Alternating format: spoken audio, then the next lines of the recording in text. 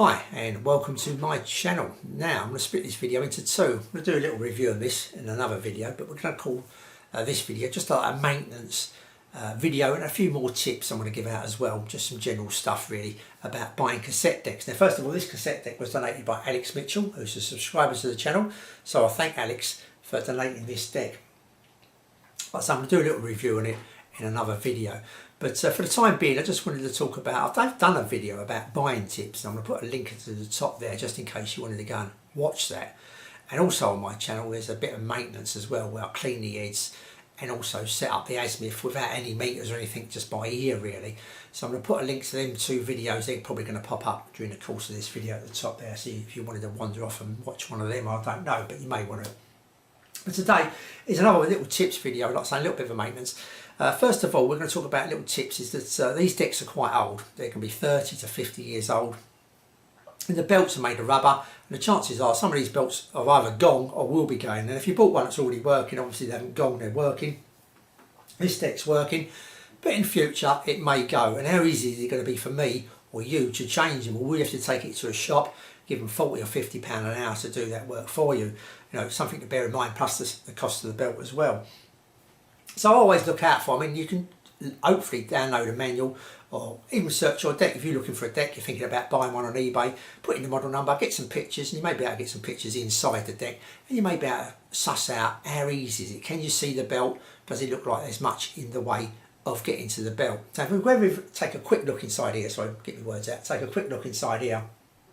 That's the top down view, and you can see the motor there. If we just zoom in a little bit of the motor, there's the motor, and if we zoom in a bit more, you can see the belt there on the motor. And lucky enough, we can see the belt, and it's just got a bracket in the way with them 3 screws there, I think indicated with yellow arrows.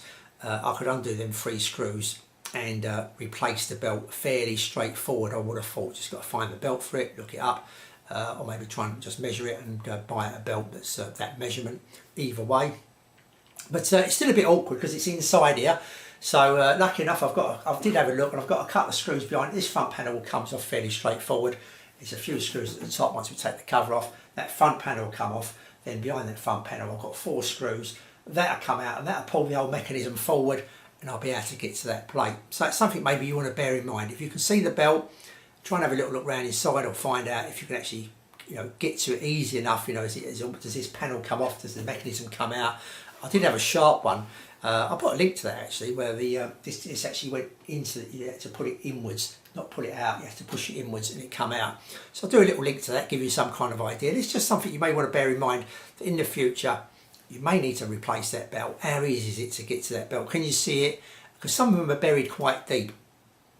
It will be a pain. And that's just a drive belt. That's going to do the forward fast, rewind, play, all that kind of stuff on this particular machine. It's got no direct drive motors. It's all belt driven. But the only other belt that's going to be a bit awkward is this counter belt.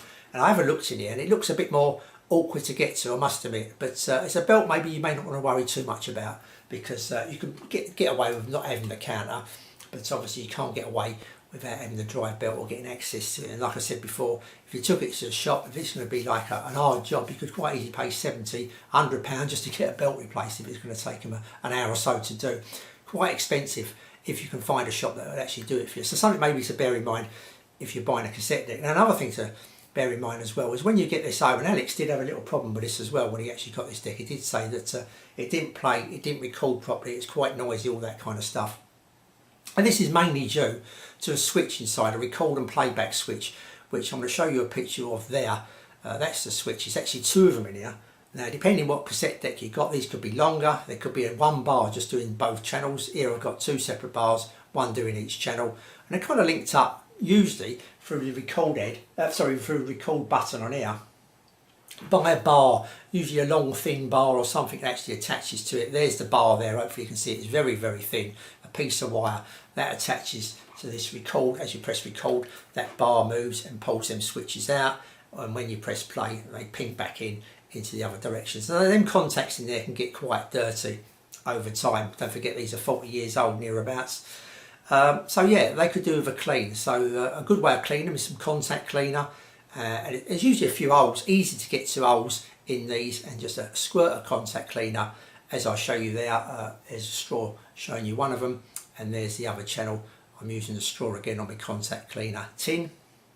And yeah, just give them a squirt, and you may want to press the record. You may want to put a tape in there while you're doing it. Obviously you don't have it plugged in, it doesn't have to be plugged in, but you may just want a tape in there. So if I actually turn it off, for instance, and I'll just press play and record, it still works. Then it will remove that bar and move that switch. You may just want to do that a few times, or you may just want to get hold of that bar itself, that little piece of wire, whatever it is that's attached to it, and just move it backwards and forwards yourself, just to clean them up. So there's a bit of movement there.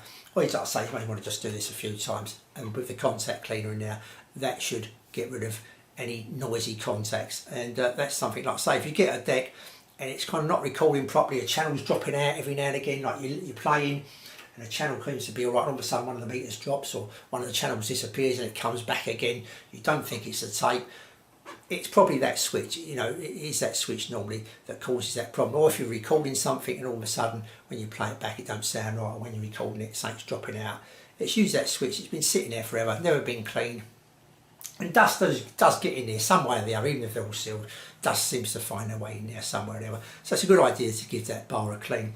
So that's it, just a couple of more silly little tips that's going to help you hopefully pick up a deck that's going to last you a while. And if there's any problems, you may have a little bit of an idea of how to go mending them. Like, you know, if it did drop out, a channel dropped out or something like that, you weren't getting a good recording or something like that, it could well be that bar. It's the first place to start, I would have said. It could be other stuff obviously, but it's a good place to start, something you can do yourself probably. If you get access to that bar, usually you can get to it, little spray in them little holes in that bar, and that usually clears that. And like I say, just bear in mind, if you buy a cassette deck, an old one, the belt, chances are the belt will need replacing at some stage, especially if you're going to use it quite a bit. Make sure you can get easy access yourself to the belts, or belt, the main drive belt being the main one. You can get easy access to it and you can do it yourself. Okay, that's it, that's this video. Until the next video, I'll say thanks for watching and I'll see you all soon.